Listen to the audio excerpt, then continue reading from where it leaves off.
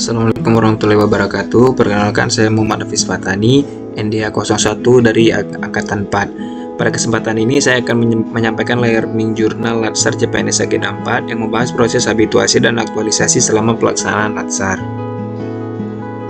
Learning journal pada dasarnya merupakan catatan reflektif yang digunakan untuk mendokumentasikan pengalaman belajar peserta selama proses habituasi dan aktualisasi.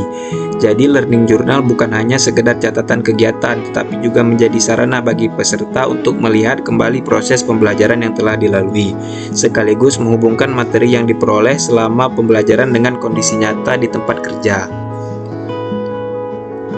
Tujuan learning journal Agenda 4 adalah memberikan pemahaman kepada peserta mengenai konsep habituasi dan aktualisasi, kemudian mendokumentasikan proses pembelajaran dan penyusunan rancangan aktualisasi secara sistematis.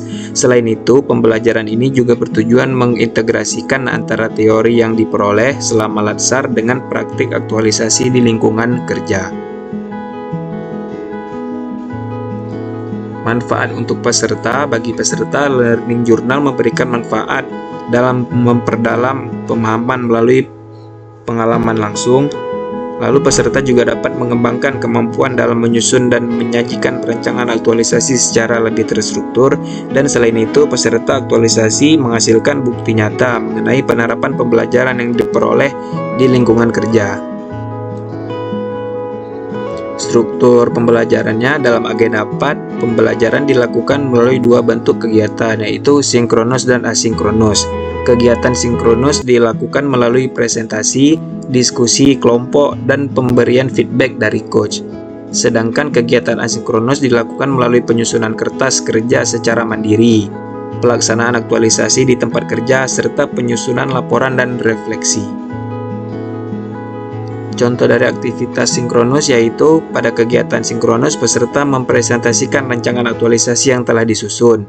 Setelah itu, dilakukan diskusi untuk mendapatkan masukan dan feedback dari coach maupun peserta lainnya.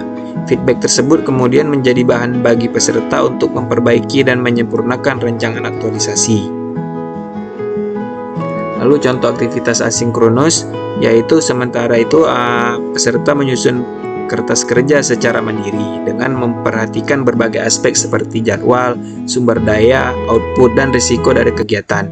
Rancangan tersebut kemudian diterapkan di tempat kerja dan didokumentasikan. Setelah pelaksanaan selesai, peserta menyusun laporan aktualisasi serta melakukan refleksi terhadap proses dan hasil yang telah dicapai.